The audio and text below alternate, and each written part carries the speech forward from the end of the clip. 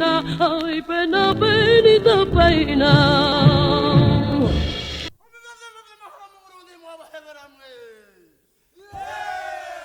Pour moi, la question, ça n'est pas que peindre, c'est comment faire pour peindre, pour retrouver l'énergie et l'envie de faire de la peinture.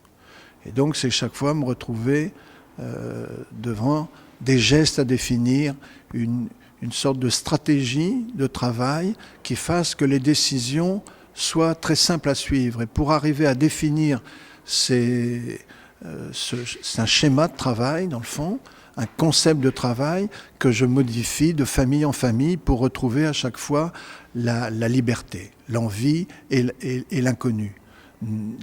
Savoir comment je vais procéder pour voir progressivement l'image que j'ai au départ dans la tête se fabriquer et en se fabriquant m'emmener dans une dérive, une invention qui fait que ce que je finis par faire, le tableau final est loin, est en tout cas été imprévisible. Il fallait le peindre pour le voir. Donc c'est rendre visible quelque chose qui n'est nulle part et qui n'était nulle part et qu'il a fallu faire. Donc à chaque fois, renouveler les approches et les techniques. Ce qui fait que je n'ai jamais fonctionné en étant tous les jours dans l'atelier, tous les matins. Je travaille par période régulière, par cycle, et à chaque cycle correspondent des familles successives de tableaux.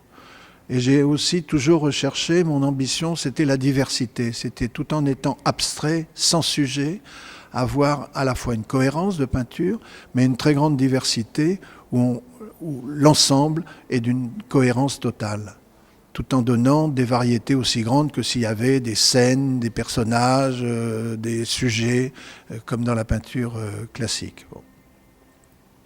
Alors, faire des films m'aide à ça, parce que ce sont des temps de repos. Je ne tourne pas sur mon travail en rond. Ça me fait prendre du recul vis-à-vis de mon travail. Ça me fait voyager, rencontrer des milieux, être dans des préoccupations. La tête travaille autrement, la sensibilité travaille autrement.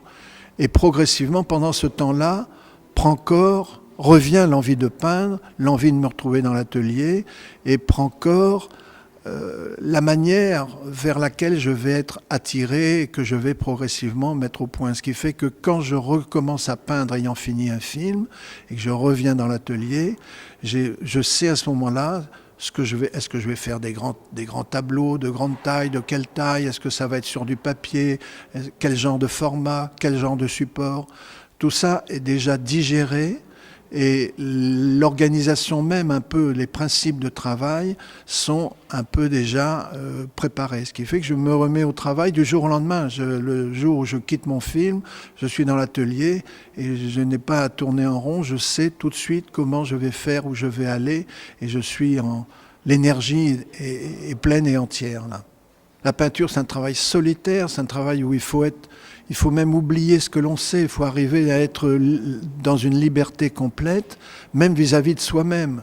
Donc ne plus avoir de concept clair, c'est avoir tellement conçu et précisé et rationalisé qu'en même temps, au moment où on passe à la réalisation, on l'oublie. C'est comme un joueur de tennis, vous savez, pour bien jouer, trouver les lignes, il faut lâcher ses coups, comme on dit. Il ne faut plus le plus grand joueur peut calculer précisément, mais au moment où il devient tout à fait efficace, il ne faut plus qu'il vise précisément la ligne, il faut qu'il le fasse les yeux fermés. Les grands gestes de Torero, c'est que faisait Belmont ou Dominguín, c'est quand le taureau passe, c'est à quelques centimètres. C'est lever la tête vers les gradins, c'est de même plus le regarder. C'est être tellement concentré qu'on n'a plus besoin de regarder pour vérifier. C'est comme le tir à l'arc, c'est la célèbre histoire du tir à l'arc. Voilà, il faut fermer les yeux et la flèche y va.